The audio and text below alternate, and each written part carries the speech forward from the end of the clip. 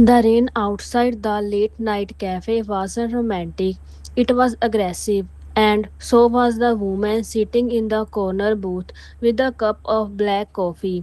Ryan were currently staring down a essay deadline, 3 hours of sleep, and an overwhelming desire to fight the universe. Clack!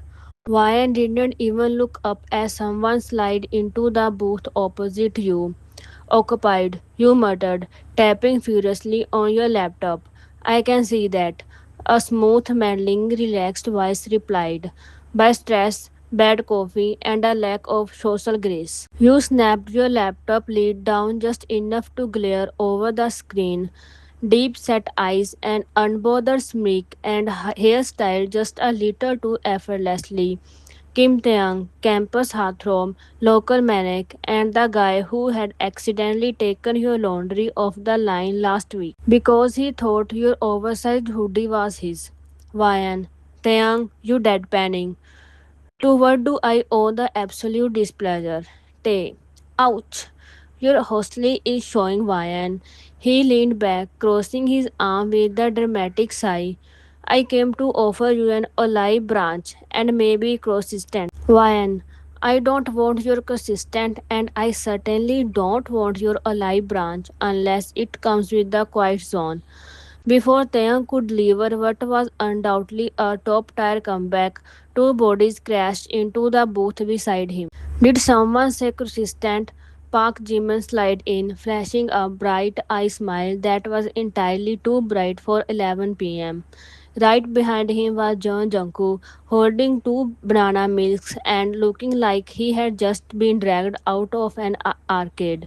If Tay is paying, I want three. I am not paying for anything, you freeloaders. Tang snapped, showing Jimin's shoulder. I am having a private conversation with Ryan.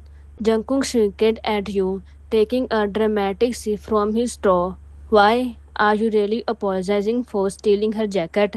Because Namjoon Hyung said if you don't, he was going to cut your allowance. He didn't say allowance, he said privileges. Taeyang character defensively. There is a difference. The difference is $0 in your bank account either way. You chimed in, taking a slow sip of your coffee. Jungkook burst into a snort, spraying a bit of banana milk, while Jimin clapped like a delighted seal. One and your wine. Beautiful. Taeyang narrowed his eyes at you. His smirk flattened for a fraction of a second before returning double-fold. You think you are so smart, don't you? Ryan, I don't think. I know. That's why I am sitting here working, and you three look like an idol group that got lost on the way to a concert. Before Taeyang could launch his counter attack, the cafe door swung open, accompanied by a low rumble of thunder. A tall figure in an oversized trench coat, holding a broken umbrella spread inside Kim Namjoon, had arrived. There you guys are. Namjoon sighed, running a hand through his damp hair as he walked over to the table. He looked exhausted, carrying the weight of a master's degree and the burden of being Taeyang's older brother. He noticed you and immediately offered an apologetic smile. Ryan, I am so sorry. Are these three bothering you? Only existing. Namjoon Hyung, you replied politely, other than that, standard behavior. Hey, Taeyang protested. I came over here out of the goodness of my heart.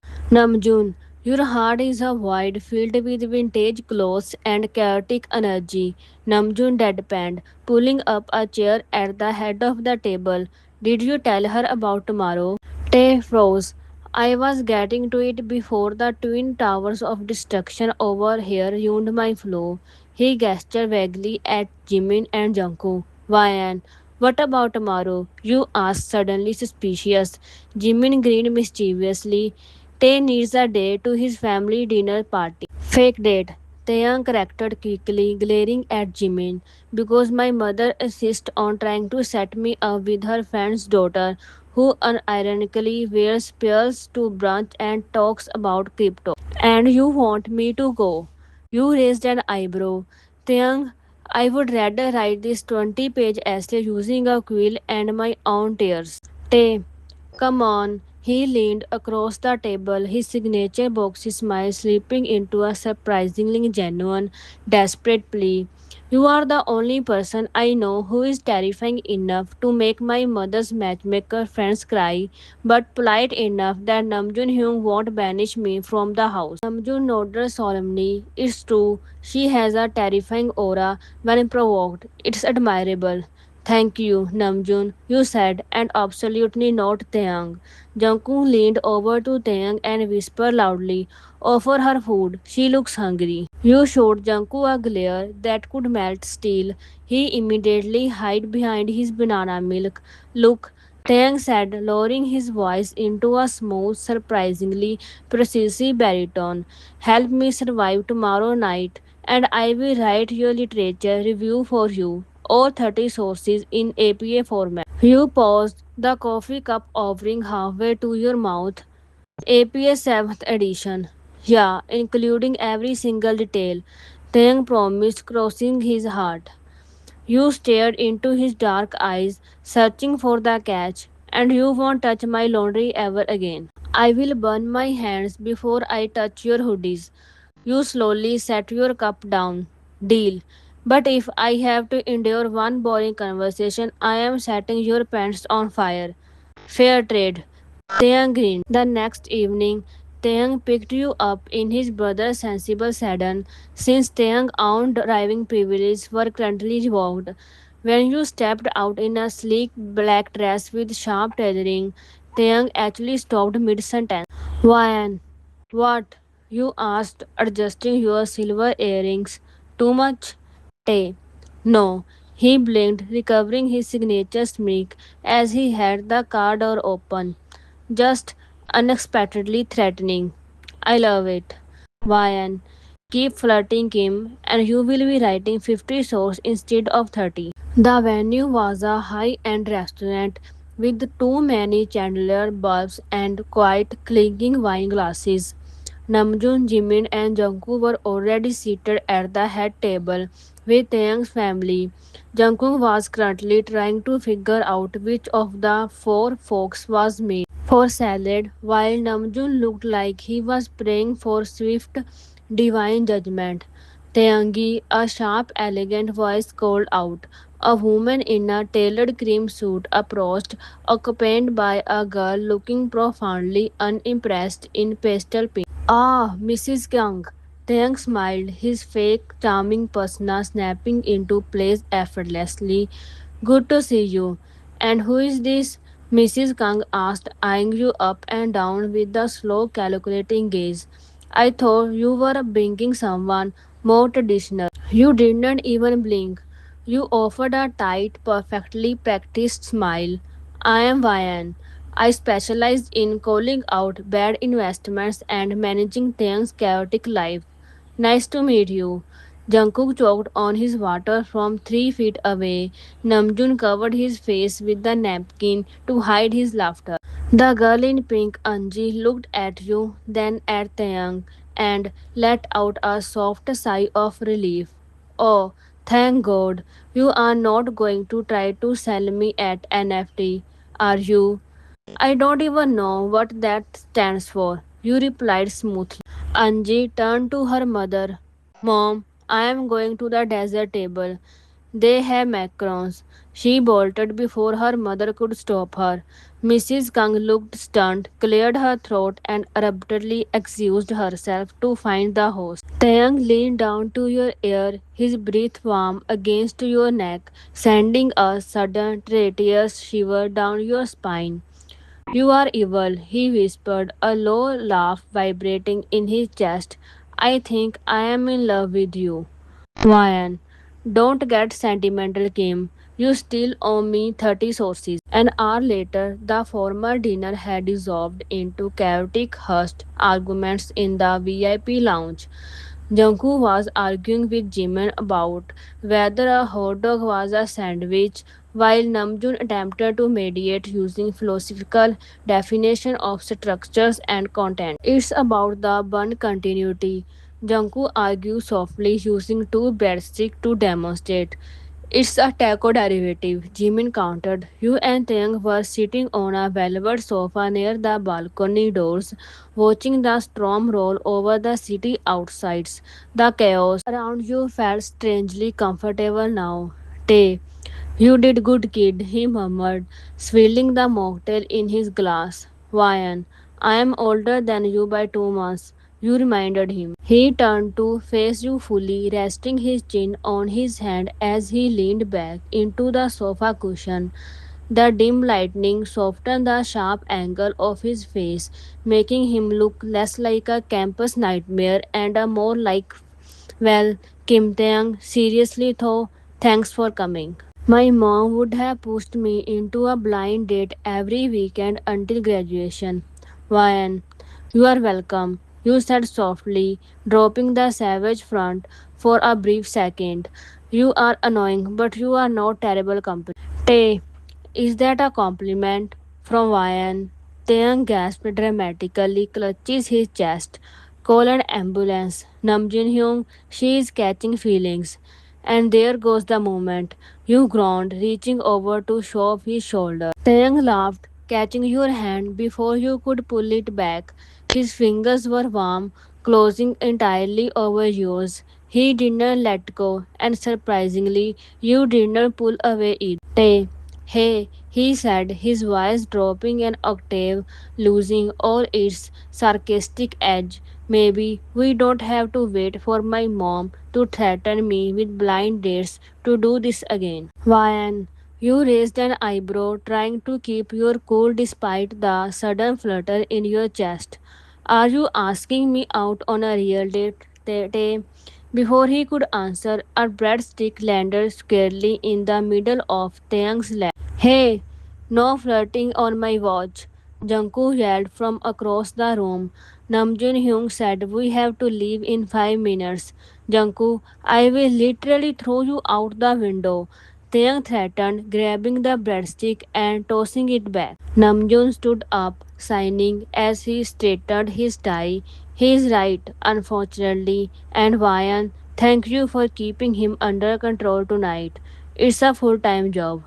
She gets paid in APA citations, Jimin added with a grin.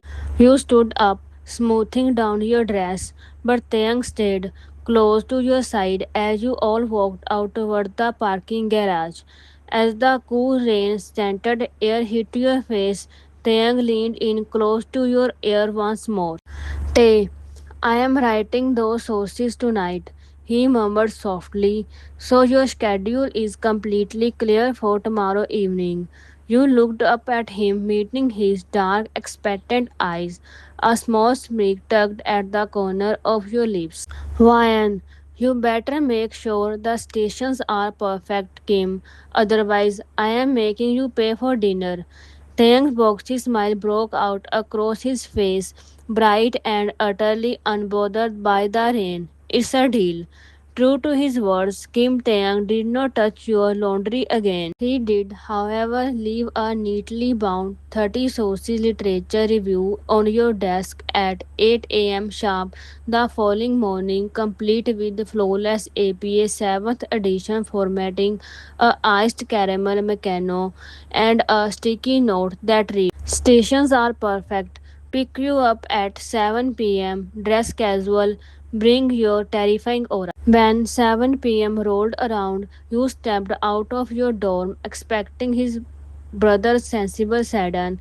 Instead, Taeyang was leaning against a vintage motorcycle, holding out a spare helmet with the proud boxy grin. You don't even have driving privileges for a car, and you brought a bike. You asked, crossing your arms. Namjoon Hyung revoked my car privileges. Taeyang corrected, winking as he handed you the helmet. He said nothing about two wheels. Besides, I drive safer when I have precious cargo. If you drop me, I am setting you a source of physical trauma in my next paper. You won't, but you strapped the helmet on anyway and climbed on behind him. The real date wasn't a fancy restaurant or a chaotic family dinner. Taeyang took you to a rooftop art market tucked away in an old alleyway glowing with string lights and smelling of freshly fried food. For hours, the two of you wandered through booths, trading quick keeps and loud. He tried to buy you a ridiculous hand painted ceramic frog. You threatened to smash it over his head, but secretly kept it in your coat pocket when he wasn't looking. Later, sitting on the edge of the roof with the city skyline stretched out below you, Tehang nudged your shoulder with his. So he began looking out at the glittering lights. How did I do compared to being a fake date? I mean, you took a quiet bite of your koro, letting the silence stretch just long enough to make him nervous. Well, you said slowly, a sour smile tugging at your lips. You did not ruin my stations, you did not steal my oversized hoodie, and you bought me fried duff. You turned to look at him, meeting those deep, expressive eyes. I would say you have slightly upgraded from campus nightmare to tolerable distraction. Taeyang scoffed, though the faint flush creeping up his neck betrayed his smug satisfaction. Tolerable? Ryan, I am an absolute upgrade and you know it. Keep dreaming, Kim. I don't have to dream, he murmured, his tone softening into that warm, low baritone that made your pulse do traitorous gymnastic. He leaned in closer, his thumb gently brushing a stray lock of hair behind your ear. I have got your right here.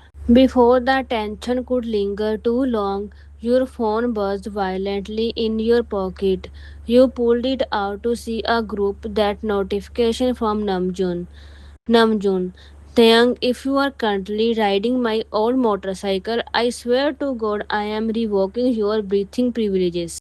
Jungkook, lol, taste bastard. Jimin, bring us scores or we will tell mom.